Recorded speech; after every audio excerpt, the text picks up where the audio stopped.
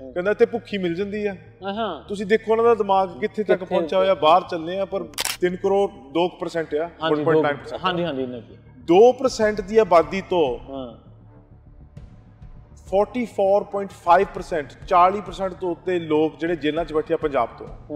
ਨਸ਼ਿਆਂ ਦੇ ਮਾਮਲੇ 'ਚ ਤੀਜੇ ਨੰਬਰ ਤੇ ਆ ਓਵਰਡੋਸ ਦੇ ਵਿੱਚ ਪੂਰੇ ਭਾਰਤ ਵਿੱਚ। ਹਾਂਜੀ ਸ਼ਰਾਬ ਪੀ ਕੇ ਜਿਹੜੀਆਂ ਮੌਤ ਹੋ ਰਹੀਆਂ ਆ ਦੂਜੇ ਨੰਬਰ ਤੇ ਆ।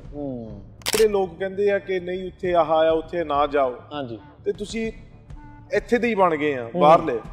ਇਹਨਾਂ ਨੂੰ ਪੁੱਛਣਾ ਚਾਹੁੰਦਾ ਆ ਕਿ ਤੁਹਾਡਾ ਅਸਲੀ ਘਰ ਇਹੀ ਆ? ਸਾਡਾ ਦਰਖਤ ਪਿਛਾ ਕੇ ਇੱਥੇ ਲੱਗ ਚੁੱਕਾ ਆ। ਸਾਡੀ ਜੜ ਪੰਜਾਬ ਆ। ਜੜ ਸਾਡੀ ਸੁੱਕ ਗਈ ਤਾਂ ਪੱਤੇ ਇੱਥੇ ਵੀ ਸੁੱਕ ਜਾਣੇ। 2011 ਤੋਂ ਲੈ ਕੇ 2014 ਤੱਕ 13,800 ਟਨ ਫੜਿਆ ਗਿਆ ਪੂਰੇ ਭਾਰਤ ਵਿੱਚੋਂ। ਠੀਕ ਹੈ। ਉਹਦੇ ਵਿੱਚੋਂ 7,800 ਪੰਜਾਬ ਤੋਂ ਫੜਿਆ ਗਿਆ, 50% ਤੋਂ ਜ਼ਿਆਦਾ। ਸਾਨੂੰ ਵੀ ਕਈ ਲੋਕ ਕਹਿੰਦੇ ਆ ਕਿ ਤੁਸੀਂ ਪੰਜਾਬ ਦਾ ਨੁਕਸਾਨ ਕਰ ਰਹੇ ਆ ਇਹਦੀਆਂ ਮਾੜੀਆਂ ਚੀਜ਼ਾਂ ਦੱਸ ਕੇ। ਅੱਛਾ।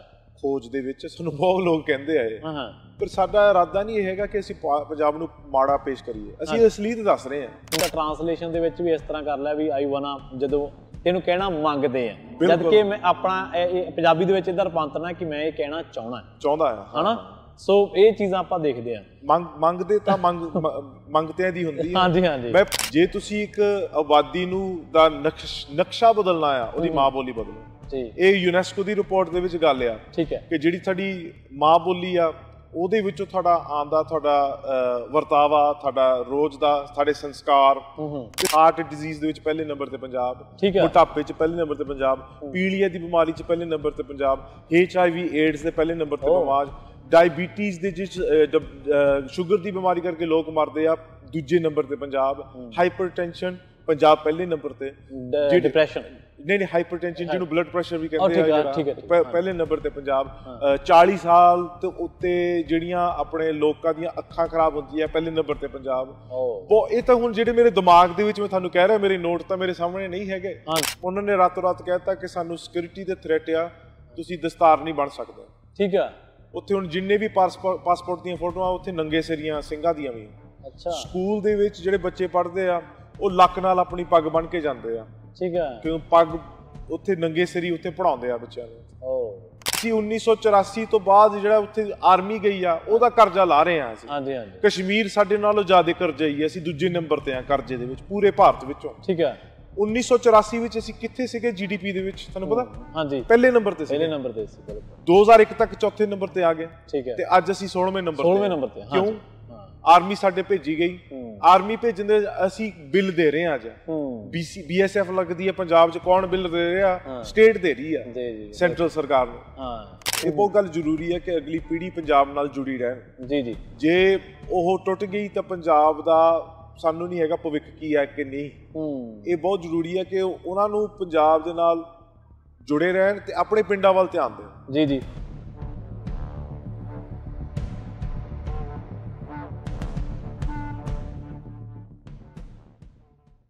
ਸਤਿ ਸ਼੍ਰੀ ਅਕਾਲ। ਤੁਸੀਂ ਜੁੜੇ ਹੋਏ ਹੋ ਪੰਜਾਬੀ ਰੇਡੀਓ USA ਦੇ ਨਾਲ, ਪੰਜਾਬੀ TV USA ਦੇ ਨਾਲ। ਤੇ ਇਸ ਪ੍ਰੋਗਰਾਮ ਦੇ ਵਿੱਚ ਮੈਂ ਪ੍ਰਵੀਨ ਸ਼ਰਮਾ ਤੁਹਾਡਾ ਸਾਰਿਆਂ ਦਾ ਸਵਾਗਤ ਕਰਦਾ।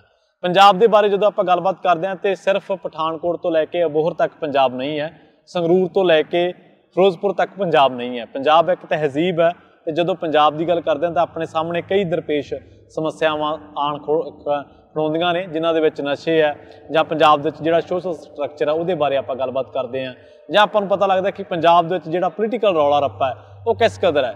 ਸਿਰਫ ਦੂਸ਼ਣਬਾਜ਼ੀ, ਸਿਆਸੀ ਇਲਜ਼ਾਮ ਤਰਾਸ਼ੀ ਤੋਂ ਇਲਾਵਾ ਕੋਈ ਏਜੰਡਾ ਆਪਣੇ ਨਜ਼ਰ ਹੀ ਨਹੀਂ ਪੈਂਦਾ, ਕੋਈ ਰੋਡ ਮੈਪ ਆਪਾਂ ਨੂੰ ਨਜ਼ਰ ਨਹੀਂ ਆਉਂਦਾ। ਅੱਜ ਆਪਾਂ ਇੱਕ ਅਜਿਹੀ ਜਥੇਬੰਦੀ ਦੇ ਨਾਲ ਗੱਲਬਾਤ ਕਰਾਂਗੇ, ਉਹਨਾਂ ਦੇ ਕਾਰਕੁਨ ਦੇ ਨਾਲ, ਉਹਨਾਂ ਦੇ ਇੱਕ ਜਿਹੜੇ ਨਾਲ ਕੰਮ ਕਰਦੇ ਨੇ ਉਸ ਨੌਜਵਾਨ ਦੇ ਨਾਲ, ਜਿਹੜੀ ਜਥੇਬੰਦੀ ਪੰਜਾਬ ਨੂੰ ਸਮਝਣ ਦੀ ਕੋਸ਼ਿਸ਼ ਕਰ ਰਹੀ ਹੈ, ਜਿਹੜੀ ਜਥੇਬੰਦੀ ਪੰਜਾਬ ਦੇ ਵੱਖ-ਵੱਖ ਮਸਲਿਆਂ ਨੂੰ ਸਮਝਣ ਤੇ ਉਹਨਾਂ ਨੂੰ ਐਡਰੈਸ ਕਰਨ ਤੇ ਉਹਨਾਂ ਬਾਬਤ ਲੋਕਾਂ ਨੂੰ ਜਾਗਰੂਕ ਕਰਨ ਦਾ, ਤਹਈਆ ਕਰਨ ਦਾ ਯਤਨ ਕਰ ਰਹੀ ਹੈ ਸੇਵਿੰਗ ਪੰਜਾਬ। ਸੇਵਿੰਗ ਪੰਜਾਬ ਦੇ ਵੱਲੋਂ ਸਾਡੇ ਨਾਲ ਜੁੜਨਗੇ ਗੁਰਪ੍ਰੀਤ ਸਿੰਘ, ਉਹਨਾਂ ਦੇ ਨਾਲ ਗੱਲਬਾਤ ਕਰਦੇ ਹਾਂ। ਸਭ ਤੋਂ ਪਹਿਲਾਂ ਸਤਿ ਸ਼੍ਰੀ ਅਕਾਲ ਜੀ। ਵਾਹਿਗੁਰੂ ਜੀ ਕਾ ਖਾਲਸਾ, ਵਾਹਿਗੁਰੂ ਜੀ ਕੀ ਫਤਿਹ। ਵਾਹਿਗੁਰੂ ਜੀ ਕੀ ਫਤਿਹ ਜੀ। ਗੁਰਪ੍ਰੀਤ ਸਿੰਘ ਜੀ, ਜਿਵੇਂ ਆਪਾਂ ਪੰਜਾਬ ਦੀ ਜਦੋਂ ਆਪਾਂ ਗੱਲ ਕਰਦੇ ਹਾਂ ਤੇ ਆਪਣੇ ਮੂਹਰੇ ਨਾ 10-12 ਸਿਆਸੀ ਚਿਹਰੇ ਤੇ 1-2 ਵੱਡੇ ਮੁੱਦੇ ਹੀ ਆਉਂਦੇ ਆ, ਹੋਰ ਕੋਈ ਆਪਾਂ ਸਮਝਦੇ ਨਹੀਂ। ਪੰਜਾਬ ਦੇ ਵਿੱਚ ਬਹੁਤ ਸਾਰੀਆਂ ਸਮੱਸਿਆਵਾਂ ਨੇ, ਹੜ੍ਹਾਂ ਦੀ ਹੈ, ਐਗਰੀਕਲਚਰ ਦੀ ਅੱਡ ਹੈ, ਪਾਣੀ ਦੀ ਸਮੱਸਿਆ, ਨਸ਼ਿਆਂ ਦੀ ਹੈ, ਪ੍ਰਵਾਸ ਦੀ ਇੱਕ ਬਹੁਤ ਵੱਡੀ ਸਮੱਸਿਆ, ਆਪਣੇ ਆਪ ਦੇ ਵਿੱਚ ਦਰਪੇਸ਼ ਸਮੱਸਿਆਵਾਂ ਨੇ। ਸੇਵਿੰਗ ਪੰਜਾਬ ਜਿਹੜੀ ਜਥੇਬੰਦੀ ਹੈ ਉਹ ਕਿਸ ਤਰੀਕੇ ਨਾਲ ਪੰਜਾਬ ਦੇ ਨਾਲ ਇਸ਼ੂਜ਼ ਤੇ ਕੰਮ ਕਰ ਰਹੀ ਹੈ, ਕਿਸ ਤਰ੍ਹਾਂ ਦਾ ਕੰਮ ਕਰਦੀ ਹੈ? ਮੈਂ ਇੱਥੇ ਇੱਕ ਪਹਿਲਾਂ ਗੱਲ ਕਰਨ ਤੋਂ ਪਹਿਲਾਂ ਇੱਕ ਮਿਸਾਲ ਦੇਣਾ ਚਾਹੁੰਦਾ। ਹਾਂਜੀ। ਕਿ ਜਦੋਂ ਅਸੀਂ ਕੁਝ ਸਾਨੂੰ ਪਤਾ ਹੋਵੇ ਕਿ ਸਾਡੀ ਗੱਡੀ 'ਚ ਕੋਈ ਨੁਕਸਾਨ ਆ, ਹਾਂਜੀ, ਤੇ ਗੱਡੀ ਅਸੀਂ ਠੀਕ ਕਰਾਉਣੀ ਆ, ਹਾਂਜੀ, ਤੇ ਜਦੋਂ ਤੁਸੀਂ ਉਹ ਮਕੈਨਿਕ ਕੋਲ ਲਿਜਾਂਦੇ ਆ, ਜੀ ਜੀ, ਉਹ ਉਸੇ ਵੇਲੇ ਇੱਕ ਚੀਜ਼ ਫੜ ਕੇ ਉਹਨੂੰ ਠੀਕ ਕਰਨ ਲੱਗ ਪੈਂਦਾ। ਉਹ ਪਹਿਲਾਂ ਦੇਖਦਾ ਆ ਕਿ ਇਹਦੀ ਡਾਇਗਨੋਸਿਸ ਕੀ ਆ, ਆਵਾਜ਼ ਕਿੱਥੋਂ ਆ ਰਹੀ ਆ, ਕੀ ਇਹਦੇ ਉੱਤੇ ਪਾਰਟ ਲੱਗਣਾ, ਕਿੰਨਾ ਟਾਈਮ ਲੱਗਣਾ, ਕਿੰਨਾ ਫਾਈਨੈਂਸ ਲੱਗਦੇ ਆ। ਉਹ ਸਾਨੂੰ ਪਤਾ ਪੰਜਾਬ ਦੇ ਵਿੱਚ ਬਹੁਤ ਸਮੱਸਿਆਵਾਂ ਆ, ਹਾਂਜੀ ਹਾਂਜੀ, ਤੇ ਸਾਡਾ ਜਿਹੜਾ ਇਹ ਮੁੱਖ ਨਤੀਜਾ ਇਸ ਵੇਲੇ ਆ ਕਿ ਉਹਦੀ ਜੜ ਤੱਕ ਜਾਣਾ, ਕਿ ਜੜ ਤੱਕ ਜੋ ਪੰਜਾਬ 'ਚ ਹੋਏ ਪਹਿਲਾਂ ਸਾਨੂੰ ਸਮਝ ਆ ਜਾਵੇ ਕਿ ਕਿੱਥੇ ਕਿੱਥੇ ਮੁੱਦੇ ਆ ਪੰਜਾਬ ਦੇ, ਪਰ ਉਹ ਮੁੱਦਿਆਂ ਦੇ ਵਿੱਚ ਅਸੀਂ ਸਮਝੀਏ ਕਿ ਉਹ ਮੁੱਦੇ ਦਾ ਅਸਲੀਅਤ ਕੀ ਹੈ, ਉਹਦੀ ਜੜ ਕੀ ਹੈ। ਮੈਂ ਤੁਹਾਨੂੰ ਇੱਕ ਐਗਜ਼ਾਮਪਲ ਦਿੰਦਾ। ਹਾਂਜੀ, ਕੈਂਸਰ ਆ ਪੰਜਾਬ 'ਚ, ਜੀ ਜੀ, ਜੇ ਅਸੀਂ ਹੁਣ ਪਿਛਲੇ ਅਗਲੇ 20 ਸਾਲਾਂ 30 ਸਾਲਾਂ ਦੇ ਕੈਂਸਰ ਦੇ ਕੈਂਪ ਲਾਈ ਜਾਈਏ, ਹਾਂਜੀ, ਉਹ ਤਾਂ ਤੁਸੀਂ ਦਵਾ ਦੇ ਰਹੇ ਆ, ਪਰ ਬਿਮਾਰੀ ਦਾ ਜੜ ਨਹੀਂ ਫੜ ਰਹੇ। ਹਾਂਜੀ ਹਾਂਜੀ, ਜੇ ਅਸੀਂ ਪਤਾ ਕਰੀਏ ਖੋਜ ਕਰਕੇ ਕਿ ਜਿਹੜੀ ਕੈਂਸਰ ਆ ਕਿੱਥੋਂ ਰਿਹਾ ਆ, ਇਹਦਾ ਜਿਹੜਾ ਪਿਛੋਕੜ ਕੀ ਆ, ਕੋਈ ਫੈਕਟਰੀ ਆ, ਕੋਈ ਖਾਦ ਆ, ਕੋਈ ਕੀਟਨਾਸ਼ਕ ਦਵਾਈ ਆ, ਕੀ ਆ ਜਿਹਦੇ ਵਿੱਚ ਆਪਣਾ ਆਹ ਕੈਂਸਰ ਵੱਧ ਰਿਹਾ। ਸਾਡਾ ਇਹ ਕੰਮ ਆ, ਸਾਡੇ ਵਿੱਚ ਸਾਡੇ ਨਾਲ ਜਿਹੜੇ ਰਿਸਰਚਰ ਆ, ਜਿਹੜੇ ਖੋਜ ਕਰਦੇ ਆ, ਉਹਨਾਂ ਦੀ ਫੀਲਡ ਆ ਖੋਜ।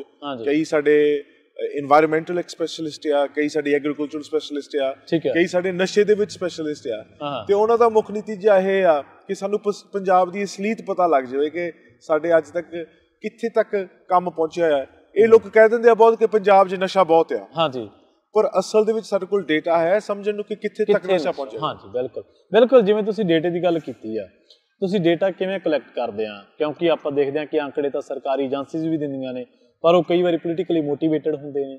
ਉਹਨਾਂ ਦੀ ਸਿਆਸੀ ਤੌਰ 'ਤੇ ਉਹਨਾਂ ਦਾ ਲਾਭ ਕਿਵੇਂ ਲਿਆ ਜਾਵੇ, ਲੋਕਾਂ ਨੂੰ ਕਈ ਸਮੱਸਿਆਵਾਂ ਬਹੁਤ ਵੱਡੀਆਂ ਕਰਕੇ ਪੇਸ਼ ਕੀਤੀਆਂ ਜਾਂਦੀਆਂ, ਕਈ ਹੁੰਦੀਆਂ ਬਹੁਤ ਵੱਡੀਆਂ, ਉਹਨਾਂ ਨੂੰ ਛੋਟੀਆਂ ਕਰ ਦਿੱਤਾ ਹੈ। ਸੋ ਤੁਸੀਂ ਇਸ ਕੰਮ ਦੇ ਲਈ ਕਿਹਦੇ ਤੇ ਡਿਪੈਂਡੈਂਟ ਹੋ? ਅਸੀਂ ਪਹਿਲਾਂ ਤਾਂ ਬਹੁਤ ਪ੍ਰਾਇਮਰੀ ਤੇ ਸੈਕੰਡਰੀ ਡੇਟਾ ਨੂੰ ਦੇਖ ਰਹੇ ਹਾਂ। ਜਿਹੜੀ ਐਕੈਡੈਮਿਕ ਡੇਟਾਬੇਸਿਸ ਨਹੀਂ ਹੁੰਦੇ, ਜਿਹੜੀ ਸਾਡੀ ਜਰਨਲ ਪੀਅਰ ਰਿਵਿਊ ਹੋਈ ਹੁੰਦੀ ਆ, ਹਾਂਜੀ, ਉਹਦੇ ਵਿੱਚ ਬਹੁਤ ਔਖਾ ਆ ਕੋਈ ਛੇੜਛਾੜ ਕਰਨੀ ਡੇਟਾ ਦੇ ਵਿੱਚ, ਜਿਹੜੀ ਸੈਕੰਡਰੀ ਡੇਟਾ ਹੁੰਦੀ ਹੈ। ਠੀਕ ਹੈ ਠੀਕ ਹੈ। ਉਹਦੇ ਵਿੱਚ ਕਾਫੀ ਜਾਣਿਆਂ ਨੂੰ ਪਹਿਲਾਂ ਉਹਦੇ ਉੱਤੇ ਰਿਵਿਊ ਕਰਨਾ ਪੈਂਦਾ ਆ, ਦੇਖਣਾ ਚਾਹੀਦਾ ਕਿ ਇਹ ਅਸਲੀਤ ਗੱਲ ਹੈ।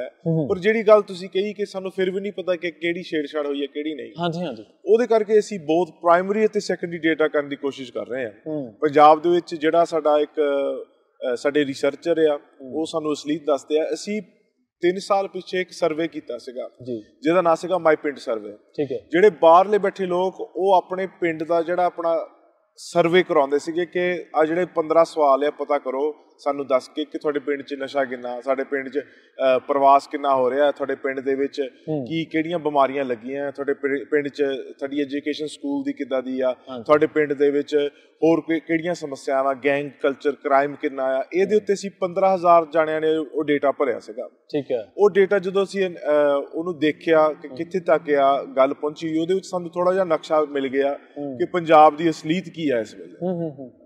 ਜੀ ਜੀ, ਜਿਵੇਂ ਆਪਾਂ ਕਹਿੰਦੇ ਹਾਂ ਕਿ ਇੱਕ ਕੰਮ ਨੂੰ ਰਿਸਰਚ ਕਰਨਾ, ਉਹਨੂੰ ਵੱਖ-ਵੱਖ ਤਰੀਕਿਆਂ ਨਾਲ ਜਾਣਨਾ, ਉਸ ਤੋਂ ਬਾਅਦ ਸਿਸਟਮੈਟਿਕ ਤਰੀਕੇ ਦੇ ਨਾਲ ਇਹ ਵੀ ਆਉਂਦਾ ਕਿ ਉਹਨੂੰ ਇੰਪਲੀਮੈਂਟ ਕਰਨਾ ਜਾਂ ਉਹਦੇ ਬਾਰੇ ਲੋਕਾਂ ਨੂੰ ਦੱਸਣਾ ਕਿ ਜਿਹੜੀ ਸੇਵਿੰਗ ਪੰਜਾਬ ਆ ਉਹ ਇਸ ਕਦਰ ਤਰੀਕੇ ਨਾਲ ਵੀ ਕੰਮ ਕਰਦੀ ਕਿ ਚਲੋ ਆਪਾਂ ਇਸ਼ੂਜ਼ ਤਾਂ ਜਾਣ ਲਏ, ਉਹਨਾਂ ਦੇ ਬਾਰੇ ਰਿਸਰਚ ਵੀ ਕਰ ਲਈ, ਹੁਣ ਉਹਨਾਂ ਦੇ ਅੱਗੇ ਕੀ ਕਰਦੀ ਹੈ ਜਥੇਬੰਦੀ? ਅਸਲ ਦੇ ਵਿੱਚ ਰਿਸਰਚ ਇਸ ਪੱਖੋਂ ਵੀ ਬਹੁਤ ਜ਼ਰੂਰੀ ਹੁੰਦੀ ਹੈ। ਇੱਕ ਤਾਂ ਸਾਨੂੰ ਪ੍ਰੋਬਲਮ ਪਤਾ ਲੱਗ ਜਾਵੇ, ਤੁਸੀਂ ਸਟੱਡੀ ਕਰ ਰਹੇ ਹੋ ਨਾ ਚੀਜ਼, ਪਰ ਇਹ ਵੀ ਰਿਸਰਚ ਇੱਕ ਹੁੰਦੀ ਹੈ ਕਿ ਇਹਦੇ ਸੋਲੂਸ਼ਨ ਕੀ ਆ। ਠੀਕ ਹੈ। ਉਹਦੇ ਵਾਸਤੇ ਵੀ ਖੋਜ ਬਹੁਤ ਜ਼ਰੂਰੀ ਆ।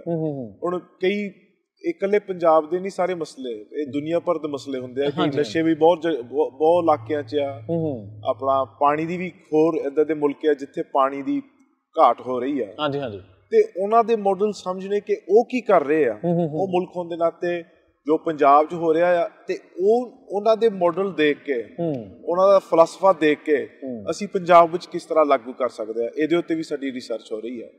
ਜਿਹੜੇ ਸਾਡੇ ਪ੍ਰੋਜੈਕਟ ਆ, ਜਿਹੜੇ ਅੱਗੇ ਜਾ ਕੇ ਪ੍ਰੋਜੈਕਟ ਚੱਲਣੇ ਆ, ਅਗਲੇ ਸਾਲ ਸਾਡਾ ਇੱਕ ਸਭ ਤੋਂ ਵੱਡਾ ਪ੍ਰੋਜੈਕਟ ਸ਼ੁਰੂ ਹੋਣ ਲੱਗਾ ਆ ਜਿਹਦਾ ਨਾਂ ਹੈਗਾ ਮਾਈ ਪਿੰਡ ਪ੍ਰੋਜੈਕਟ। ਠੀਕ ਹੈ। ਉਹਦੇ ਵਿੱਚ ਤੁਸੀਂ ਪਹਿਲਾਂ ਆਪਣੀ ਪਿੰਡ ਦੀ ਰਿਫਰਲ ਪਾਓ। ਜੀ ਜੀ। ਤੇ ਜਦੋਂ ਤੁਸੀਂ ਆਪਣੀ ਪਿੰਡ ਦੀ ਰਿਫਰਲ ਪਾਓਗੇ, ਉਹ ਰਿਫਰਲ ਦੇ ਵਿੱਚੋਂ ਹੀ ਤੁਹਾਨੂੰ ਅਸੀਂ ਤੁਹਾਡੇ ਪਿੰਡ ਦੇ ਵਿੱਚ ਜਾ ਕੇ ਇੱਕ ਪੂਰੀ ਤਰ੍ਹਾਂ ਤੁਹਾਡੇ ਪਿੰਡ ਦਾ ਇੱਕ ਨਕਸ਼ਾ ਬਣਾਉਣਾ।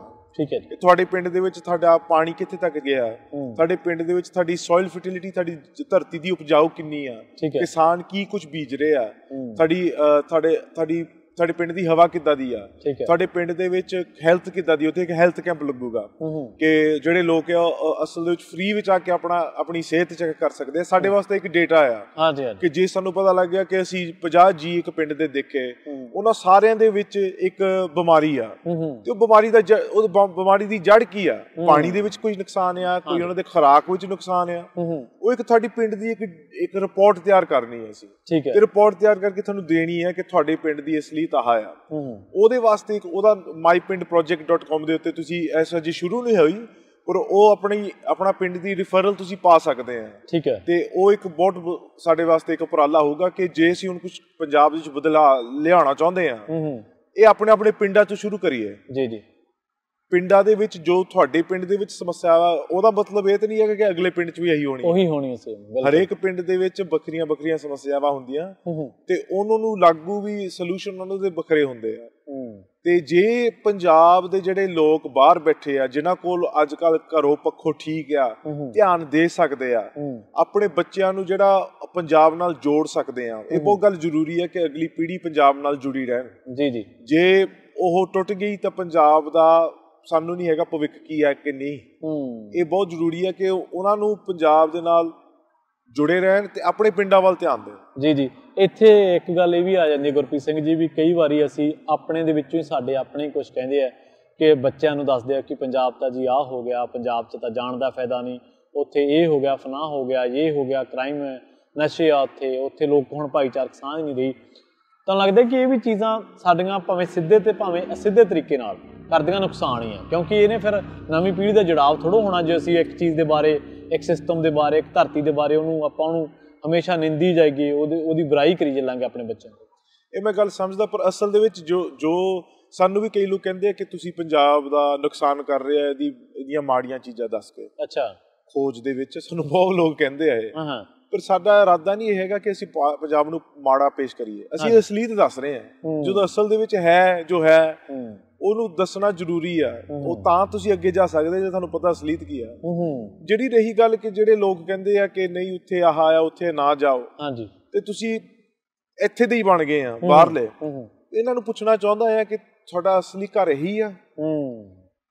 ਆ ਇੱਕ 3 ਪੀੜ੍ਹੀਆਂ 'ਚ ਦੇਖ ਲਓ ਕਿੰਨਾ ਬਦਲਾਅ ਆਇਆ। ਹਾਂਜੀ ਹਾਂਜੀ, ਮਾਂ ਬੋਲੀ ਦੇ ਵਿੱਚ, ਜੀ ਸੱਭਿਆਚਾਰ ਦੇ ਵਿੱਚ, ਤੇ 100 ਸਾਲ ਦੇ ਵਿੱਚ ਕਿੰਨਾ ਹੋਰ ਬਦਲਾਅ ਆ ਜਾਊਗਾ। ਅਸਲ ਦੇ ਵਿੱਚ ਜਿਹੜੀ ਸਾਡਾ ਦਰਖਤ ਪਛਾ ਕੇ ਇੱਥੇ ਲੱਗ ਚੁੱਕਾ ਆ, ਸਾਡੀ ਜੜ ਪੰਜਾਬ ਆ। ਜੜ ਸਾਡੀ ਸੁੱਕ ਗਈ ਤਾਂ ਪੱਤੇ ਇੱਥੇ ਵੀ ਸੁੱਕ ਜਾਣੇ ਆ, ਇੱਥੇ ਵੀ ਸੁੱਕ ਜਾਣੇ। ਬਿਲਕੁਲ, ਸਾਡਾ ਜਿਹੜਾ ਸੱਭਿਆਚਾਰ ਆ ਇਹ ਬਹੁਤ ਗੂੜਾ ਆ ਤੇ ਬਹੁਤ ਤੁਸੀਂ ਅਮੀਰ ਆ। ਇਹਨੂੰ ਸਮਝਣਾ ਕਿ ਇਹਦੇ ਵਿੱਚੋਂ ਜਿਹੜਾ ਸਾਡੀ ਵਰਤਾਵਾ ਆ, ਸਾਡੀ ਮਾਂ ਬੋਲੀ ਆ, ਸਾਡਾ ਸੱਭਿਆਚਾਰ ਆ, ਇਹਦੇ ਨਾਲ ਟੁੱਟਣਾ ਤੇ ਇੱਥੇ ਦੇ ਬਣ ਜਾਣਾ। ਇਹ ਤੁਸੀਂ ਇੱਕ ਕਹਾਵਤ ਆ ਹਨਾ, ਉਹ ਕਹਿੰਦੇ ਕਿ ਜੇ ਤੁਸੀਂ ਆਪਣੇ ਦਾਦੇ ਦਾ ਖਾਣਾ ਨਹੀਂ ਖਾਂਦੇ ਤੇ ਦਾਦੇ ਦੀ ਮਾਂ ਬੋਲੀ ਨਹੀਂ ਬੋਲਦੇ ਤੇ ਦਾਦੇ ਵਰਗੀ ਸ਼ਕਲ ਨਹੀਂ, ਕਿ ਤੁਹਾਡੇ ਨਾਲ ਕੋਈ ਨਸਲ ਖੁਸ਼ੀ ਹੋਈ ਹੈ। ਇਹ ਬਹੁਤ ਜ਼ਰੂਰੀ ਗੱਲ ਸਮਝਣੀ ਹੈ ਕਿ ਜੇ ਇੱਥੇ ਦੇ ਆ ਕੇ ਲੋਕ, ਤੁਸੀਂ ਇੱਕ ਆਪ ਇਮਤਿਹਾਨ ਕਰਕੇ ਦੇਖਿਓ, ਕੋਈ ਪੰਜਾਬੀ ਦਾ ਇੱਥੇ ਦੇ ਜੰਮਪਲ ਨੂੰ ਨੌਜਵਾਨ ਨੂੰ ਪੁੱਛਿਓ ਕਿ ਤੈਨੂੰ ਅੰਗਰੇਜ਼ੀ ਤਾਂ ਆਉਂਦੀ ਆ, ਪੰਜਾਬੀ ਕਿੰਨੀ ਆਉਂਦੀ ਹੈ, ਕੁਝ ਸਵਾਲ ਉਹਨੂੰ ਪੁੱਛਿਓ। ਆਪਣੇ ਘਰ ਜਿਹੜੇ ਸੁਣਦੇ ਵੀ ਤੁਸੀਂ ਇਹ ਵੀ ਗੱਲ ਤੁਸੀਂ ਪੁੱਛ ਲਿਓ, ਤ੍ਰਿਕੋਣ ਨੂੰ ਕੀ ਕਹੀਦਾ ਇੰਗਲਿਸ਼ ਦੇ ਵਿੱਚ, ਉਹਨਾਂ ਨੂੰ ਇਹ ਨਹੀਂ ਪਤਾ ਹੁੰਦਾ। ਰਿਸਕ ਨੂੰ ਕੀ ਕਹੀਦਾ, ਰਿਸਕ ਨੂੰ ਕੀ ਕਹੀਦਾ? ਸਹੀ, ਬਿਲਕੁਲ। ਰਿਸਕ ਨੂੰ ਕਹਿੰਦੇ ਖਤਰਾ ਨਹੀਂ ਹੁੰਦਾ, ਉਹ ਡੇਂਜਰ ਹੁੰਦਾ। ਰਿਸਕ ਹੁੰਦਾ ਜੋਖਮ। ਤੇ ਜੋਖਮ ਕੌਣ ਲਫ਼ਜ਼ ਵਰਤਦਾ ਅੱਜ ਕੱਲ੍ਹ? ਨਹੀਂ ਵਰਤਦਾ। ਕਿਉਂ ਨਹੀਂ ਵਰਤਦਾ? ਕਿਉਂਕਿ ਅਸੀਂ ਆਪਣੀ ਮਾਂ ਬੋਲੀ ਤੋਂ ਹੌਲੀ ਅਲੱਗ ਹੋ ਰਹੇ ਹਾਂ। ਅਸੀਂ ਤਾਂ ਟਰਾਂਸਲੇਸ਼ਨ ਦੇ ਵਿੱਚ ਵੀ ਇਸ ਤਰ੍ਹਾਂ ਕਰ ਲਿਆ ਵੀ ਆਈ ਵਨਾ, ਜਦੋਂ ਤੈਨੂੰ ਕਹਿਣਾ ਮੰਗਦੇ ਆ, ਜਦ ਕਿ ਮੈਂ ਆਪਣਾ ਪੰਜਾਬੀ ਦੇ ਵਿੱਚ ਇਹਦਾ ਰੂਪਾਂਤਰਨਾ ਕਿ ਮੈਂ ਇਹ ਕਹਿਣਾ ਚਾਹੁੰਦਾ ਹਨਾ। ਸੋ ਇਹ ਚੀਜ਼ਾਂ ਆਪਾਂ ਦੇਖਦੇ ਆ। ਮੰਗਦੇ ਤਾਂ ਮੰਗਤਿਆਂ ਦੀ ਹੁੰਦੀ ਹੈ। ਮੈਂ ਜਦੋਂ ਯੂਕੇ ਤੋਂ ਆਇਆ ਹਨਾ, ਮੈਂ ਵੈਨਕੂਵਰ, ਮੇਰਾ ਜਹਾਜ਼ ਯੂਕੇ ਤੋਂ ਸੀਗੀ ਡਾਇਰੈਕਟ ਫਲਾਈਟ। ਅੱਛਾ, ਪਰ ਉਹ ਇੰਡੀਆ ਤੋਂ ਆ ਰਹੀ ਸੀਗੀ, ਕਨੈਕਟਿੰਗ ਫਲਾਈਟ ਯੂਕੇ ਲੱਗਣੀ ਸੀਗੀ, 3 ਘੰਟਿਆਂ ਦੀ ਸਟੇ ਸੀ। ਠੀਕ ਹੈ, ਉੱਥੇ 80% ਜਿਹੜੇ ਜਹਾਜ਼ ਦੇ ਉੱਤੇ ਸੀਗੇ ਉਹ ਪੰਜਾਬ ਦੇ ਨੌਜਵਾਨ ਬੈਠੇ ਸੀਗੇ। ਠੀਕ ਹੈ, ਤਾਂ ਮੈਂ ਉੱਥੇ ਹੈਰਾਨ ਹੋਇਆ। ਪਹਿਲਾਂ ਮੈਂ ਤਾਂ ਗੇਟ ਤੇ ਜਾ ਕੇ ਦੇਖਾਂ ਕਿ ਮੇਰਾ ਅਸਲੀ ਜਹਾਜ਼ ਇਹੀ ਆ, ਤੇ ਤਾਂ ਸਾਰੇ ਪੰਜਾਬੀ ਬੈਠੇ ਆ। ਬਾਅਦ ਵਿੱਚ ਪਤਾ ਲੱਗਾ ਕਿ ਪੰਜਾਬ ਤੋਂ ਵੈਨਕੂਵਰ ਜਾ ਰਹੇ ਆ। ਉੱਥੇ ਜਹਾਜ਼ 'ਚ ਬੈਠੇ ਨੂੰ ਮੈਂ ਨੌਜਵਾਨ ਮੇਰੇ ਨਾਲ, ਉਹਨੇ ਕੋਈ ਗੱਲ ਪੁੱਠੀ ਛੇੜ ਲਈ ਮੇਰੇ ਨਾਲ, ਕਹਿੰਦਾ ਭਾਜੀ ਕਿੱਦਾਂ ਤੁਸੀਂ ਬਾਹਰਲੇ ਜੰਪ ਵਾਲੇ ਇੱਥੇ ਵੈਂਕੂਵਰ ਕਿੰਨਾ ਗਏ ਆ, ਮੈਂ ਕਿਹਾ ਆਏ ਆ, ਕਹਿੰਦਾ ਇੱਥੇ ਭੁੱਖੀ ਮਿਲ ਜਾਂਦੀ ਆ। ਤੁਸੀਂ ਦੇਖੋ ਉਹਨਾਂ ਦਾ ਦਿਮਾਗ ਕਿੱਥੇ ਤੱਕ ਪਹੁੰਚਿਆ ਹੋਇਆ, ਬਾਹਰ ਚੱਲੇ ਆ ਪਰ ਉਹਨਾਂ ਦਾ ਇਹੀ ਚਿੰਤਾ ਆ ਕਿ ਘਰ ਉੱਥੇ ਠੀਕ ਹੋਊਗਾ, ਕੰਮ ਮਿਲ ਜੂਗਾ। ਉਹਨਾਂ ਨੂੰ ਧਿਆਨ ਪਹਿਲਾਂ ਕਿੱਥੇ ਆਇਆ ਕਿ ਭੁੱਖੀ ਮਿਲ ਜੂਗੀ। ਫਿਰ ਬਾਅਦ ਚ ਗੱਲ ਚੱਲਦੀ ਮੈਂ ਉਹਨਾਂ ਨੂੰ ਪੁੱਛਿਆ, ਮੈਂ ਕਿਹਾ ਅੰਗਰੇਜ਼ੀ ਚ ਪੰਜਾਬੀ ਚ ਸਕੂਲ ਨੂੰ ਕੀ ਕਹੀਦਾ? ਉਹ ਮੇਰੇ ਮੂੰਹ ਵੱਲ ਦੇਖਣ, ਕਹਿੰਦਾ ਸਕੂਲ ਨੂੰ ਸਕੂਲ ਹੀ ਕਹੀਦਾ। ਮੈਂ ਕਿਹਾ ਨਹੀਂ, ਉਹ ਤਾਂ ਅੰਗਰੇਜ਼ੀ ਦਾ ਲਫ਼ਜ਼ ਆ, ਸਕੂਲ ਨੂੰ ਕੀ ਕਹੀਦਾ? ਕਹਿੰਦਾ ਸਕੂਲ ਹੀ ਕਹੀਦਾ ਭਾਜੀ। ਤੇ ਮੈਂ ਉੱਥੇ ਰੁਕ ਗਿਆ। ਮੈਂ ਕਿਹਾ ਟੀਚਰ ਨੂੰ ਕਹੀਦਾ? ਕਹਿੰਦਾ ਕਮਾਲ ਦੀ ਗੱਲ ਆ, ਟੀਚਰ ਨੂੰ ਵੀ ਟੀਚਰ ਹੀ ਕਹੀਦਾ ਜਾਂ ਮਾਸਟਰ ਕਹੀਦਾ? ਮੈਂ ਕਿਹਾ ਮਾਸਟਰ ਤੇ ਟੀਚਰ ਦੋਨੇ ਅੰਗਰੇਜ਼ੀ ਦੇ ਲਫ਼ਜ਼ ਆ। ਸਹੀ ਗੱਲ ਆ, ਬਿਲਕੁਲ। ਪੈਨ ਨੂੰ ਕੀ ਕਹੀਦਾ? ਉਹ ਪਤਾ ਸੀਗਾ ਉਹਨੂੰ, ਕਹਿੰਦਾ ਕਲਮ। ਪਰ ਕਹਿੰਦਾ ਵਰਤਦੇ ਪੈਨ ਨਹੀਂ ਆ, ਪੈਨ ਫਰਾਈ। ਹਾਂ ਬਿਲਕੁਲ, ਇਹ ਤਾਂ ਆਮ ਸ਼ਬਦ। ਸਾਡੇ ਮਾਂ ਬੋਲੀ ਦੇ ਵਿੱਚ ਬਦਲਾਅ ਬਹੁਤ ਜ਼ਿਆਦਾ ਆ ਗਿਆ, ਬਹੁਤ ਜ਼ਿਆਦਾ। ਤੇ ਮਾਂ ਬੋਲੀ ਕਿਉਂ ਜ਼ਰੂਰੀ ਆ? ਜੇ ਤੁਸੀਂ ਇੱਕ ਆਬਾਦੀ ਨੂੰ ਦਾ ਨਕਸ਼ਾ ਬਦਲਣਾ ਆ, ਉਹਦੀ ਮਾਂ ਬੋਲੀ ਬਦਲੋ। ਇਹ ਯੂਨੈਸਕੋ ਦੀ ਰਿਪੋਰਟ ਦੇ ਵਿੱਚ ਗੱਲ ਆ ਕਿ ਜਿਹੜੀ ਸਾਡੀ ਮਾਂ ਬੋਲੀ ਆ, ਉਹਦੇ ਵਿੱਚੋਂ ਤੁਹਾਡਾ ਆਉਂਦਾ, ਤੁਹਾਡਾ ਵਰਤਾਵਾ, ਤੁਹਾਡਾ ਰੋਜ਼ ਦਾ, ਸਾਡੇ ਸੰਸਕਾਰ, ਤੇ ਸੰਸਕਾਰ ਦੇ ਵਿੱਚੋਂ ਆਉਂਦਾ ਤੁਹਾਡੀ ਜਿਹੜੀ ਵੈਲਿਊਜ਼ ਆ, ਜਿਹਨੂੰ ਤੁਸੀਂ ਕਹਿ ਸਕਦੇ ਕਿ ਜੋ ਤੁਹਾਡਾ ਦਿਨ ਪਰ ਦਿਨ ਸੰਸਕਾਰ ਆ, ਜਾਂ ਤੁਸੀਂ ਰਹਿਣੀ ਬਹਿਣੀ ਤੁਹਾਡੀ ਹੈ ਨਾ, ਤੇ ਉਹਦੇ ਵਿੱਚੋਂ ਤੁਹਾਡੇ ਨਿਕਲਦੇ ਆਊਟਕਮ। ਅੰਗਰੇਜ਼ੀ ਦੇ ਵਿੱਚ your language determines your values determine your behavior and your behavior determines your outcomes। ਤੇ ਸਿੱਧਾ ਮਾਂ ਬੋਲੀ ਨਾਲ ਮੇਲ ਆ ਕਿ ਤੁਹਾਡਾ ਨਿਸ਼ਾਨਾ, ਤੁਹਾਡਾ ਇਰਾਦਾ, ਤੁਹਾਡੀ ਇੱਛਾ, ਤੁਹਾਡੀ ਜਿਹੜੀ ਤੁਹਾਡਾ ਭਵਿੱਖ ਕੀ ਆ, ਉਹ ਮਾਂ ਬੋਲੀ ਤੋਂ ਨਿਕਲਦਾ। ਤੇ ਮਾਂ ਬੋਲੀ ਬਦਲ ਗਈ ਤਾਂ ਭਵਿੱਖ ਬਦਲ ਗਿਆ। ਜੀ। ਤੇ ਇਹਦੇ ਨਾਲ ਸੇਵਿੰਗ ਪੰਜਾਬ ਹੋਰ ਕਿਸ ਤਰ੍ਹਾਂ ਦੇ ਖੋਜ, ਜਿਵੇਂ ਤੁਸੀਂ ਆਪਾਂ ਨਸ਼ੇ ਦੀ ਗੱਲ ਕੀਤੀ ਹੈ, ਜਾਂ ਕਿਸ ਤਰ੍ਹਾਂ ਦੇ ਅੰਕੜੇ ਤੁਹਾਡੇ ਸਾਹਮਣੇ ਆਉਂਦੇ ਨੇ ਵੱਖ-ਵੱਖ ਇਸ਼ੂਜ਼ ਨੂੰ ਲੈ ਕੇ, ਵੱਖ-ਵੱਖ ਮਸਲਿਆਂ ਨੂੰ ਲੈ ਕੇ? ਹੁਣ ਜਿੱਦਾਂ ਸਾਰੀਆਂ ਗੱਲਾਂ ਤਾਂ ਨਹੀਂ ਕਰ ਸਕਦੇ, ਬਹੁਤ ਜ਼ਿਆਦਾ ਖੋਜ ਹੋਈ ਆ। ਸਾਡੇ ਪੇਜਾਂ ਤੇ ਤੁਸੀਂ ਜਾ ਕੇ ਦੇਖ ਸਕਦੇ ਆ, ਖਾਸ ਕਰਕੇ ਇੰਸਟਾਗ੍ਰਾਮ ਅਤੇ ਵੈਬਸਾਈਟ ਦੇ ਉੱਤੇ ਵੀ ਆ, ਤਾਂ ਸੇਵਿੰਗ ਪੰਜਾਬ ਤੁਸੀਂ ਪਾ ਕੇ ਦੇਖੋ। ਪਰ ਮੈਂ ਤੁਹਾਨੂੰ ਕੁਝ ਅੰਕੜੇ ਦੱਸ ਸਕਦਾ। ਜਿੱਦਾਂ ਨਸ਼ਿਆਂ ਦੀ ਸਮੱਸਿਆ ਵਾ, NDPDX ਦੀ ਜਿਹੜੀ ਪਿਛਲੇ ਸਾਲ ਦੀ ਰਿਪੋਰਟ ਸੀਗੀ, ਪੰਜਾਬ ਪਹਿਲੇ ਨੰਬਰ ਤੇ ਆਈ ਕਿ ਜਿਹੜੇ ਪੰਜਾਬੀ ਲੋਕ ਕਿੰਨੇ ਜੇਲ੍ਹਾਂ 'ਚ ਬੈਠੇ ਆ ਅੱਜ ਆਪਣੇ ਨਸ਼ਿਆਂ ਕਰਕੇ। ਪੂਰੇ ਭਾਰਤ ਦੀ ਆਬਾਦੀ ਹੋਗੀ 1.4 ਬਿਲੀਅਨ। ਉਹਨਾਂ ਦੇ ਵਿੱਚੋਂ ਕਿੰਨੇ ਲੋਕ ਜਿਹੜੇ ਨਸ਼ਿਆਂ ਕਰਕੇ ਜੇਲ੍ਹ 'ਚ ਬੈਠੇ ਆ ਪੰਜਾਬ ਦੇ ਹੋ ਗਏ? ਪੰਜਾਬ ਦੀ ਆਬਾਦੀ ਕਿੰਨੀ ਆ ਭਾਰਤ ਵਿੱਚ? 3 ਕਰੋੜ ਮਸਾਂ। 3 ਕਰੋੜ 2% ਆ, 1.9%। 2% ਦੀ ਆਬਾਦੀ ਤੋਂ 44.5%, 40% ਤੋਂ ਉੱਤੇ ਲੋਕ ਜਿਹੜੇ ਜੇਲ੍ਹਾਂ 'ਚ ਬੈਠੇ ਆ ਪੰਜਾਬ ਤੋਂ, ਨਸ਼ਿਆਂ ਦੇ ਮਾਮਲੇ 'ਚ 2% ਦੇ ਲੋਕਾਂ ਤੋਂ। ਜੀ। ਅੱਜ ਦੀ ਰਿਪੋਰਟ ਹੈ, ਅੱਜ ਸਵੇਰ ਦੀ, ਕਿ ਸਭ ਤੋਂ ਜ਼ਿਆਦਾ ਔਰਤਾਂ ਜਿਹੜੀਆਂ ਨਸ਼ਾ ਵੇਚਦੀਆਂ ਆ ਪੂਰੇ ਭਾਰਤ ਵਿੱਚ, ਉਹ ਪੰਜਾਬ ਤੋਂ। 3000 ਤੋਂ ਜ਼ਿਆਦਾ ਡਰੱਗ ਟ੍ਰੈਫਿਕਿੰਗ ਦੇ ਮਾਮਲੇ 'ਚ ਅੱਜ ਫੜੀਆਂ, ਜਿਹੜੀ ਰਿਪੋਰਟ ਆਈ ਸਵੇਰੇ। ਤੀਜੇ ਨੰਬਰ ਤੇ ਆ ਓਵਰਡੋਸ ਦੇ ਵਿੱਚ ਪੂਰੇ ਭਾਰਤ ਵਿੱਚ। ਸ਼ਰਾਬ ਪੀ ਕੇ ਜਿਹੜੀਆਂ ਮੌਤ ਹੋ ਰਹੀਆਂ ਆ, ਦੂਜੇ ਨੰਬਰ ਤੇ ਆ। ਬੱਚੇ ਜਿਹੜੇ ਸ਼ਰਾਬ ਪੀ ਰਹੇ ਆ, ਟ੍ਰਾਈਬਿਊਨ ਦੀ ਰਿਪੋਰਟ ਆ ਕਿ ਜਿਹੜੇ ਬੱਚੇ ਅਲਕੋਹਲਿਜ਼ਮ ਅਮੰਗਸਟ ਚਿਲਡਰਨ, ਪੰਜਾਬ ਪਹਿਲੇ ਨੰਬਰ ਤੇ। ਆ ਪਿਛਲੇ 6 ਮਹੀਨੇ ਦੀ ਰਿਪੋਰਟ ਆ ਕਿ 10 ਸਾਲ ਦੀ ਉਮਰ ਤੋਂ ਲੈ ਕੇ 12 ਸਾਲ ਦੀ ਉਮਰ ਦੇ ਵਿੱਚ ਪੰਜਾਬ ਦੇ ਵਿੱਚ ਜਿਹੜਾ ਨਸ਼ਾ ਨੌਜਵਾਨ ਕਰ ਰਿਹਾ ਆ, ਉਹਦੀ ਬਹੁਤ ਵੱਡੀ ਸਪਾਈਕ ਹੋਈ ਆ। ਜਿਹੜਾ ਤੁਸੀਂ ਦੇਖ ਸਕਦੇ 2011 ਤੋਂ ਲੈ ਕੇ 2014 ਤੱਕ 13,800 ਟਨ ਪੂਰੇ ਭਾਰਤ ਵਿੱਚੋਂ ਨਸ਼ਾ ਫੜਿਆ ਗਿਆ। 2011 ਤੋਂ ਲੈ ਕੇ 2014 ਤੱਕ 13,800 ਟਨ ਫੜਿਆ ਗਿਆ ਪੂਰੇ ਭਾਰਤ ਵਿੱਚੋਂ। ਉਹਦੇ ਵਿੱਚੋਂ 7,800 ਪੰਜਾਬ ਤੋਂ ਫੜਿਆ ਗਿਆ, 50% ਤੋਂ ਜ਼ਿਆਦਾ। ਇਹ ਚਿੱਟਾ ਜਾਂ ਕੋਈ ਹੋਰ? ਇਹ ਜ਼ਿਆਦਾ ਕਰਕੇ ਚਿੱਟਾ ਆ। ਹੈਰੋਇਨ। ਕਿਉਂਕਿ ਜਿਹੜੀ ਇਹਦੀ ਵੀ ਇੱਕ ਸਟੱਡੀ ਆ, ਓਪੋਇਡਸ ਏਮਸ ਦੀ ਰਿਪੋਰਟ ਆ, ਓਪੋਇਡਸ ਦੀ ਰਿਪੋਰਟ ਆ ਕਿ ਨਸ਼ਾ ਕਿੱਦਾਂ ਇਹਦਾ ਆਪਣਾ ਜਿਹੜਾ ਇਹਦਾ ਕਿੱਦਾਂ ਰੂਪ ਬਦਲਦਾ ਆ। ਜਿੱਦਾਂ ਜਿਹੜੇ ਲੋਕਾਂ ਨੂੰ ਡੋਡਾ, ਫੀਮ, ਉਹ ਠੀਕ ਆ, ਉਹਨੂੰ ਕੁਛ ਆਮ ਨਹੀਂ ਮੰਨਦੇ ਪੰਜਾਬ 'ਚ ਅੱਜ ਕੱਲ੍ਹ। ਫੀਮ ਖਾਂਦਾ ਆ ਕੋਈ, ਉਹ ਤਾਂ ਕਹਿੰਦੇ ਕਿ ਚਿੱਟੇ ਤੋਂ ਲਾਉਣ ਨੂੰ ਫੀਮ ਲਾ ਦੇ ਇਹਨੂੰ, ਤਾਂ ਫੀਮ ਫਿਰ ਵੀ ਵਧੀਆ ਆ। ਹਾਲਾਂਕਿ ਇੱਥੇ UK ਦੀ ਸਟੱਡੀ ਆ, ਤੁਸੀਂ ਦੇਖੋ ਫੀਮ ਓਪੋਇਡਸ ਦੀ ਕਿੰਨਾ ਨੁਕਸਾਨ ਆ। ਓਪੋਇਡਸ ਦੇ ਵਿੱਚ ਜਿਹੜੀ ਤੁਹਾਡੀ ਰੈਜ਼ਿਸਟੈਂਸ ਹੁੰਦੀ ਆ ਤੁਹਾਡੇ ਸਰੀਰ ਦੀ, ਉਹ ਵੱਧਦੀ ਜਾ ਤਾਂ ਬੰਦਾ ਜਾ ਕੇ ਚਿੱਟੇ ਤੇ ਜਾਂਦਾ ਆ। ਨਸ਼ੇ ਦੇ ਬਦਲ ਦੇ ਵਿੱਚ ਨਸ਼ਾ ਤਿਆਰ ਕਰਨਾ ਜਾਂ ਨਸ਼ਾ ਦੇਣਾ, ਇਹ ਕੋਈ ਵਧੀਆ ਬਦਲ ਤਾਂ ਨਹੀਂ ਹੋ ਸਕਦਾ ਕਿਤੇ ਵੀ। ਇਹ ਕੋਈ ਮਤਲਬ ਜਿਹਨੂੰ ਆਪਾਂ ਕਹਿੰਦੇ ਨੇ ਅਲਟਰਨੇਟ ਮਾਡਲ, ਜਿਹੜਾ ਇਹ ਕੋਈ ਬੜਾ ਵਧੀਆ ਮਾਡਲ ਨਹੀਂ ਹੈ। ਜਿਹੜੀ ਨਸ਼ੇ ਦੀ ਗੱਲ ਆ ਨਾਲੇ, ਤੇ ਜਿਹੜਾ ਹੁਣ ਕਹਿੰਦੇ ਕਿ ਆ ਰਿਹਾ ਆ ਪਾਰੋਂ, ਪਾਕਿਸਤਾਨ ਤੋਂ ਹੋਰ ਪਾਸਿਓਂ ਆ ਰਿਹਾ ਆ, ਪਰ ਪੰਜਾਬ 'ਚ ਕਿਉਂ? ਗੁਜਰਾਤ ਵੀ ਨਾਲ ਬਾਰਡਰ ਲੱਗਦੇ ਹੀ ਆ, ਰਾਜਸਥਾਨ ਵੀ ਨਾਲ ਬਾਰਡਰ ਲੱਗਦੇ, ਉੱਥੇ ਨਹੀਂ ਕਾਹਤੇ ਨਸ਼ਾ ਆ ਰਿਹਾ? ਸਮਾਂ ਕਿ ਉੱਥੇ ਤਾਂ ਘੱਟ BSF ਪੁਲਿਸ ਹੋਣੀ ਆ, ਉੱਥੇ ਤਾਂ ਕੋਈ ਲੈਣਾ ਦੇਣਾ ਨਹੀਂ। ਪੰਜਾਬ ਦਾ ਇੱਕ ਟਰਬਲਸਮ ਸਟੇਟ ਦਾ ਸਟੇਟ ਦੇਖ ਕੇ ਤੁਸੀਂ ਫਿਰ ਨਸ਼ਾ ਕਿੱਦਾਂ ਆ ਰਿਹਾ ਇੰਨਾ, ਹਨਾ? ਦੂਜੀ ਗੱਲ ਹੈ ਕਿ ਜਿਹੜੀ ਪੰਜਾਬ ਦੇ ਵਿੱਚ ਪ੍ਰਾਈਸਿੰਗ ਹੈ ਨਸ਼ਿਆਂ ਦੀ ਵੇਚਣ ਦੀ, ਤੇ ਪੂਰੇ ਭਾਰਤ ਵਿੱਚ ਆ ਜ਼ਮੀਨ ਅਸਮਾਨ ਦਾ ਫਰਕ ਆ। 1 ਕਿਲੋ ਹੈਰੋਇਨ ਪੰਜਾਬ ਦੀ ਜਿਹੜੀ ਕੀਮਤ ਆ 1 ਕਰੋੜ ਆ, ਠੀਕ ਹੈ, ਤੇ ਪੂਰੇ ਭਾਰਤ ਵਿੱਚ 5 ਕਰੋੜ ਆ ਉਹਦੀ ਕੀਮਤ, ਠੀਕ ਹੈ। ਤੁਸੀਂ ਦੇਖ ਸਕਦੇ ਕਿ ਜਿਹੜਾ ਨਸ਼ਾ ਵੀ ਉੱਥੇ ਸਸਤਾ ਮਿਲਦਾ ਹੈ। ਇਹਦੇ ਵਿੱਚ ਬਹੁਤ ਹੋਰ ਗੱਲਾਂ ਆ, ਇਕੱਲੀ ਨਸ਼ੇ ਦੀ ਸਮੱਸਿਆ ਹੈ, ਸਿਹਤ ਦੀ ਬਿਮਾਰੀਆਂ ਦੇ ਵਿੱਚ, ਹਾਰਟ ਡਿਜ਼ੀਜ਼ ਦੇ ਵਿੱਚ ਪਹਿਲੇ ਨੰਬਰ ਤੇ ਪੰਜਾਬ, ਮੋਟਾਪੇ 'ਚ ਪਹਿਲੇ ਨੰਬਰ ਤੇ ਪੰਜਾਬ, ਪੀਲੀਆ ਦੀ ਬਿਮਾਰੀ 'ਚ ਪਹਿਲੇ ਨੰਬਰ ਤੇ ਪੰਜਾਬ, HIV ਏਡਜ਼ ਦੇ ਪਹਿਲੇ ਨੰਬਰ ਤੇ ਪੰਜਾਬ, ਡਾਇਬੀਟੀਜ਼ ਦੇ ਜਿਸ ਸ਼ੂਗਰ ਦੀ ਬਿਮਾਰੀ ਕਰਕੇ ਲੋਕ ਮਰਦੇ ਆ ਦੂਜੇ ਨੰਬਰ ਤੇ ਪੰਜਾਬ, ਹਾਈਪਰਟੈਂਸ਼ਨ ਪੰਜਾਬ ਪਹਿਲੇ ਨੰਬਰ ਤੇ, ਡਿਪਰੈਸ਼ਨ ਨਹੀਂ ਹਾਈਪਰਟੈਂਸ਼ਨ ਜਿਹਨੂੰ ਬਲੱਡ ਪ੍ਰੈਸ਼ਰ ਵੀ ਕਹਿੰਦੇ ਆ ਪਹਿਲੇ ਨੰਬਰ ਤੇ ਪੰਜਾਬ। 40 ਸਾਲ ਤੋਂ ਉੱਤੇ ਜਿਹੜੀਆਂ ਆਪਣੇ ਲੋਕਾਂ ਦੀਆਂ ਅੱਖਾਂ ਖਰਾਬ ਹੁੰਦੀਆਂ ਪਹਿਲੇ ਨੰਬਰ ਤੇ ਪੰਜਾਬ। ਇਹ ਤਾਂ ਹੁਣ ਜਿਹੜੇ ਮੇਰੇ ਦਿਮਾਗ ਦੇ ਵਿੱਚ ਮੈਂ ਤੁਹਾਨੂੰ ਕਹਿ ਰਿਹਾ, ਮੇਰੇ ਨੋਟ ਤਾਂ ਮੇਰੇ ਸਾਹਮਣੇ ਨਹੀਂ ਹੈਗੇ। ਇਹ ਸਿਹਤ ਦੀਆਂ ਬਿਮਾਰੀਆਂ, ਮਾਨਸਿਕ ਬਿਮਾਰੀ ਦੇ ਵਿੱਚ ਬਹੁਤ ਅੱਗੇ ਆ ਪੰਜਾਬ, ਕਿ ਉੱਥੇ ਜਿਹੜੇ ਇੱਕ ਤਾਂ ਪ੍ਰਵਾਸ ਹੋਣ ਕਰਕੇ ਉੱਥੇ ਪਿੰਡ ਖਾਲੀ ਆ, ਕੋਵਿਡ ਤੋਂ ਬਾਅਦ ਬਹੁਤ ਜ਼ਿਆਦਾ ਨੁਕਸਾਨ ਹੋਇਆ। ਜਿੱਦਾਂ ਹੁਣ ਮੈਂ ਇੱਕ ਬਜ਼ੁਰਗ ਨਾਲ ਗੱਲ ਕਰ ਰਿਹਾ ਸੀਗਾ, ਉਹ ਬਜ਼ੁਰਗ ਰੋ ਪਿਆ ਵਿਚਾਰਾ, ਉਹ ਕਹਿੰਦਾ ਕਿ ਏਦਾਂ ਪਿੰਡ ਦੇ ਵਿੱਚ ਮੇਲਾ ਲੱਗਾ ਹੁੰਦਾ ਸੀਗਾ, ਘਰ ਘਰ ਚੋਲਾ ਵਗਦਾ ਸੀਗਾ, ਸਾਰੇ ਪਾਸੇ ਰੌਣਕ ਹੁੰਦੀ ਸੀਗੀ। ਕਹਿੰਦਾ ਕਿ ਅਸੀਂ ਅੱਜ ਸੋਚੀਦਾ ਹੁੰਦਾ ਕਿੱਥੇ ਜਾ ਕੇ ਰੋਟੀ ਖਾਣੀ ਆ, ਮਾਸੀ ਦੇ ਜਾਈਏ, ਇੱਥੇ ਜਾਈਏ, ਏਦਾਂ ਹੁੰਦਾ ਸੀਗਾ, ਰੌਣਕ ਹੁੰਦਾ ਸੀਗਾ। ਕਹਿੰਦਾ ਛੋਟੇ ਹੁੰਦੇ ਜਿਹੜੇ ਪਿੰਡਾਂ ਦੇ ਵਿੱਚ ਦਰਖਤ ਲੱਗੇ ਹੁੰਦੇ ਸੀਗੇ ਅੰਬਾਂ ਦੇ, ਕਹਿੰਦੇ ਅਸੀਂ ਪੱਟ ਕੇ ਕੱਚੇ ਖਾ ਜਾਂਦੇ ਸੀਗੇ, ਕੋਈ ਪਹਿਲਾਂ ਨਾ ਖਾ ਜਾਣ। ਤਾਂ ਰੋ ਪਿਆ, ਕਹਿੰਦਾ ਅੱਜ ਉਹੀ ਅੰਬ ਪੱਕ ਕੇ ਡਿੱਗੇ ਹੋਏ ਆ, ਕੋਈ ਖਾਣ ਨੂੰ ਨਹੀਂ ਹੈਗਾ। ਘਰ ਇਹਨੇ ਵਧੀਆ ਬਣਿਆ, ਤਾਲੇ ਲੱਗੇ ਹੋਏ ਆ, ਕਹਿੰਦਾ ਖਾਲੀ ਅੱਜ ਦਾ ਪਿੰਡ 'ਚ ਮੌਤ ਆ ਗਈ ਹੁੰਦੀ ਆ।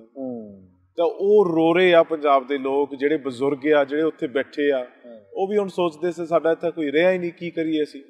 ਤੇ ਇਹਦੇ ਕਰਕੇ ਜਿਹੜਾ ਪ੍ਰਵਾਸ ਦੀ ਜਿਹੜੀ ਸਟੈਟਿਸਟਿਕਸ ਆ, ਇਹਦੇ ਆંકੜੇ ਆ, ਪੂਰੇ ਭਾਰਤ ਵਿੱਚੋਂ ਜਿਹੜੀ ਨੈਸ਼ਨਲ ਐਵਰੇਜ ਆ 10,000 ਸਮੇਤ 132 ਸਟੂਡੈਂਟ ਬਾਹਰ ਜਾ ਰਿਹਾ ਆ। ਮੈਂ ਸਟੂਡੈਂਟ ਦੀ ਗੱਲ ਕਰ ਰਿਹਾ ਇਸ ਵੇਲੇ, 10,000 ਸਮੇਤ 132 ਬੰਦਾ ਬਾਹਰ ਜਾ ਰਿਹਾ ਹੈ ਸਟੂਡੈਂਟ।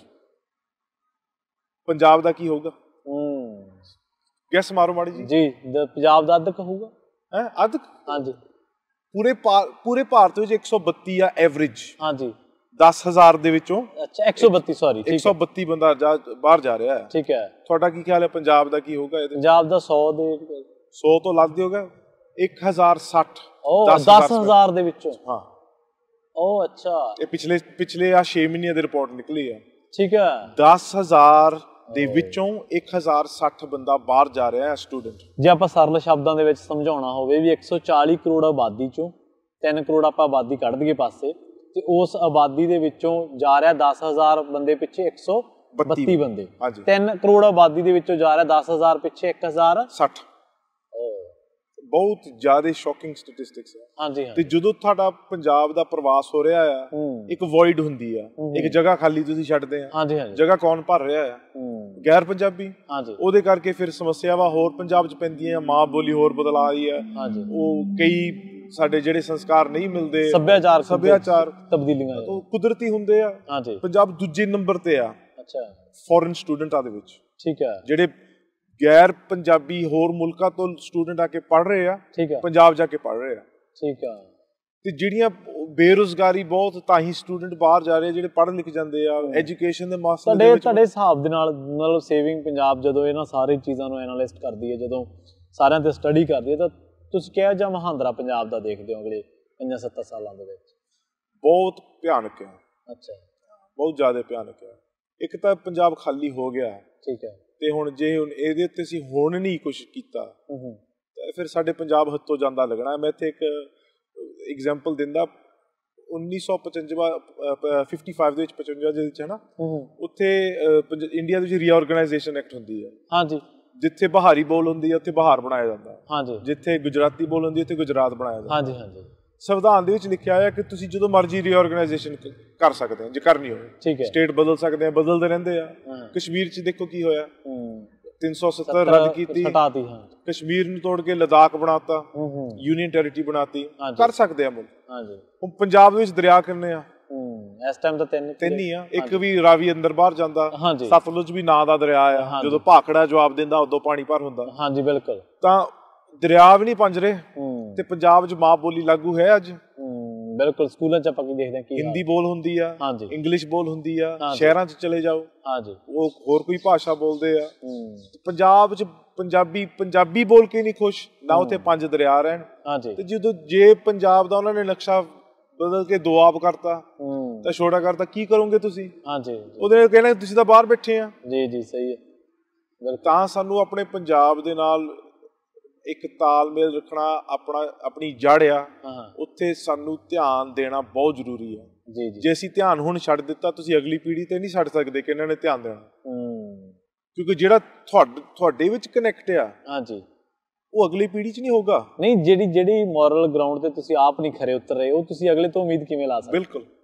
ਜਿਹੜੀਆਂ ਚੀਜ਼ਾਂ ਤੁਸੀਂ ਨੈਤਿਕ ਤੌਰ ਤੇ ਆਪ ਛੱਡ ਦਿੱਤੀਆਂ, ਤੁਸੀਂ ਉਹ ਜ਼ਿੰਮੇਵਾਰੀ ਅਗਲੇ ਤੇ ਨਹੀਂ ਨਾ ਪਾ ਸਕਦੇ, ਨੈਕਸਟ ਤੇ ਥੋੜ੍ਹਾ ਪਾਵਾਂਗੇ ਆਪਾਂ। ਹੁਣ ਇਹਦੇ ਇੱਕ ਐਗਜ਼ਾਮਪਲ ਆਉਂਦਾ, ਅਸੀਂ ਇਸ ਮੁਲਕ 'ਚ ਰਹਿੰਦੇ ਹਾਂ, ਇਸ ਮੁਲਕ ਦੀ ਰਿਸਪੈਕਟ ਵੀ ਕਰਦੇ ਹਾਂ। ਇਹਨਾਂ ਨੇ ਸਾਨੂੰ ਇੱਕ ਆਜ਼ਾਦੀ ਦਿੱਤੀ ਆ ਗੱਲ ਕਰਨ ਦੀ, ਕੰਮ ਕਰਨ ਦੀ, ਸਭ ਕੁਛ। ਪਰ ਕਈ ਮੁਲਕ ਏਦਾਂ ਦੇ ਆ ਜਿੱਥੇ ਰਾਤੋਂ ਰਾਤ ਤੁਹਾਡੀ ਇੱਥੇ ਸਾਡਾ ਨਕਸ਼ਾ ਬਦਲ ਸਕਦੀ ਹੈ ਜੇ ਬਦਲਣਾ ਹੋਵੇ। ਮੈਂ ਤੁਹਾਨੂੰ ਐਗਜ਼ਾਮਪਲ ਦਿੰਦਾ, ਫਰਾਂਸ ਦੇ ਵਿੱਚ ਉਹਨਾਂ ਨੇ ਰਾਤੋਂ ਰਾਤ ਕਹਿ ਦਿੱਤਾ ਕਿ ਸਾਨੂੰ ਸਿਕਿਉਰਿਟੀ ਦੇ ਥ੍ਰੈਟ ਆ, ਤੁਸੀਂ ਦਸਤਾਰ ਨਹੀਂ ਬਣ ਸਕਦੇ। ਠੀਕ ਆ। ਉੱਥੇ ਹੁਣ ਜਿੰਨੇ ਵੀ ਪਾਸਪੋਰਟ ਦੀਆਂ ਫੋਟੋਆਂ ਉੱਥੇ ਨੰਗੇ ਸਿਰੀਆਂ ਸਿੰਘਾਂ ਦੀਆਂ ਵੀ।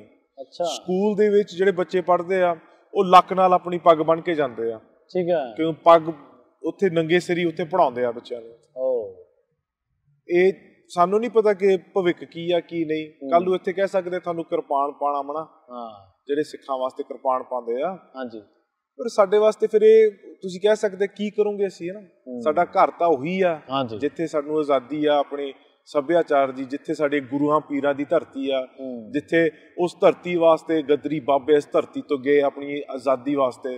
ਬੱਬਰ ਅਕਾਲੀਆਂ ਨੇ ਆਪਣੇ ਆਜ਼ਾਦੀ ਵਾਸਤੇ ਕੀ ਕੁਛ ਨਹੀਂ ਕੀਤਾ, ਕਰਤਾਰ ਸਿੰਘ ਸਰਾਭਿਆਂ ਵਰਗੇ ਪੰਜਾਬੀ ਸੂਬਾ ਲਹਿਰ ਵਾਸਤੇ, ਆਪਣੀ ਮਾਂ ਬੋਲੀ ਵਾਸਤੇ ਉਹਨਾਂ ਨੇ ਕੀ ਨਹੀਂ ਕੁਰਬਾਨੀਆਂ ਕੀਤੀਆਂ, ਤੇ ਅਸੀਂ ਉਹ ਧਰਤੀ ਨੂੰ ਕਿੱਦਾਂ ਛੱਡੀਏ?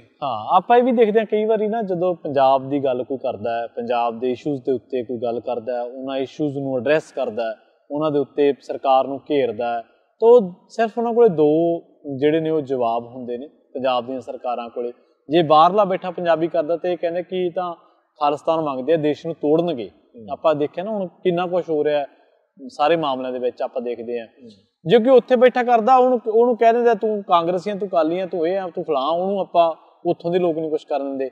ਮਤਲਬ ਇਹ ਬੈਲੈਂਸ ਕਿਵੇਂ ਬੈਠੇ? ਦੇਖੋ, ਜਿਹੜੀ ਆਪਣੇ ਖਾਲਿਸਤਾਨ ਦੀ ਗੱਲ ਹੈ ਨਾ, ਜਿਹੜੀ ਯੂਨਾਈਟਿਡ ਨੇਸ਼ਨਸ ਦੀ article 3 of covenant of economic and social cultural rights ਦੇ ਵਿੱਚ ਹਰੇਕ ਆਪਣੀ ਆਬਾਦੀ ਨੂੰ ਅਧਿਕਾਰ ਆ ਖੁਦ ਮੁਖਤਿਆਰੀ ਦਾ। ਤੇ ਜੇ ਕੋਈ ਚਾਹੁੰਦੇ ਆ ਕਿ 1947 ਤੋਂ ਬਾਅਦ ਪੰਜਾਬ ਦੇ ਨਾਲ ਜੋ ਅਨਿਆਏ ਹੋਇਆ, ਉੱਥੇ ਜੋ ਕੁਝ ਹੋਇਆ, ਉੱਥੇ ਦੇ ਲੋਕ ਸੋਚਦੇ ਆ ਕਿ ਤੁਸੀਂ ਸਾਡਾ ਪਹਿਲਾਂ ਪਾਣੀ ਵੰਡਿਆ। ਜਿਹੜਾ ਤੁਸੀਂ ਦੇਖ ਸਕਦੇ 17 ਮਿਲੀਅਨ ਏਕੜ ਫੁੱਟ ਜਿਹੜਾ ਪਾਣੀ ਪੰਜਾਬ ਨੂੰ ਐਲੋਕੇਸ਼ਨ ਹੈ, ਉਹਦੇ ਵਿੱਚੋਂ ਪੰਜਾਬ ਨੂੰ 25% ਮਿਲ ਰਿਹਾ। ਜਿਹਦੇ ਕਰਕੇ ਜਦੋਂ ਉਹਨਾਂ ਨੇ ਨਹਿਰੀ ਸਿੰਚਾਈ ਤੋਂ ਟਿਊਬਵੈਲਾਂ ਲਿਆਂਦੀਆਂ, ਪੰਜਾਬ ਦਾ ਪਾਣੀ ਪਹਿਲਾਂ ਮੁਫਤ ਕਰਕੇ, ਫ੍ਰੀ ਕਰਕੇ, ਤੁਸੀਂ ਕੱਢੋ ਪਾਣੀ, ਕਿੱਥੇ ਤੱਕ ਤੁਹਾਡਾ ਗ੍ਰਾਫ ਡਿੱਗ ਗਿਆ ਪਾਣੀ ਦਾ। ਤੇ ਲੋਕ ਕਹਿੰਦੇ ਕਿ ਸਾਡੇ ਦਰਿਆ ਮੁੜ ਕੇ ਭਰੋ, ਸਾਨੂੰ ਆਪਣਾ ਨਹਿਰੀ ਪਾਣੀ ਤੋਂ ਇਲਾਵਾ ਸਾਨੂੰ ਦਰਿਆਵੀ ਪਾਣੀ ਭਰੋ। ਤੇ ਅਸੀਂ ਚਾਹੁੰਦੇ ਹਾਂ ਕਿ ਸਾਡਾ ਜਿਹੜੀ ਸਿੰਚਾਈ ਉਹ ਮੁੜ ਕੇ ਹੋਣ। ਪਰ ਜਿਹੜੀ ਰਹੀ ਗੱਲ ਪੰਜਾਬ ਦੇ ਵਿੱਚ, ਉਹਨਾਂ ਨੂੰ ਉਹ ਦੇਖ ਰਿਹਾ ਕਿ ਸਾਡੇ ਨਾਲ ਇਹ ਕੁਛ ਹੋਇਆ, ਆਹ ਕੁਛ ਹੋਇਆ, 47 ਤੋਂ ਬਾਅਦ ਅਸੀਂ ਕੀ ਨਹੀਂ ਕੀਤਾ, ਪਹਿਲਾਂ ਕੀ ਨਹੀਂ ਕੀਤਾ।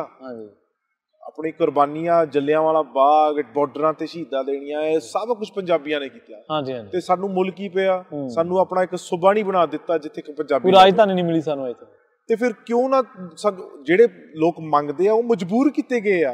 ਕੌਣ ਚਾਹੁੰਦਾ ਆ ਕਿ ਆਪਣਾ ਘਰ ਦੇ ਵਿੱਚ ਅਸੀਂ ਸੁੱਖ ਬੈਠੇ ਹੋਏ ਆ? ਕੌਣ ਚਾਹੁੰਦਾ ਕਿ ਨਹੀਂ ਅਸੀਂ ਵੰਡੀਏ? ਉਹ ਤਾਂ ਕੋਈ ਗੱਲ ਹੋਈ ਹੋਵੇ ਤਾਂ ਵੰਡੀਆਂ ਹੁੰਦੀਆਂ।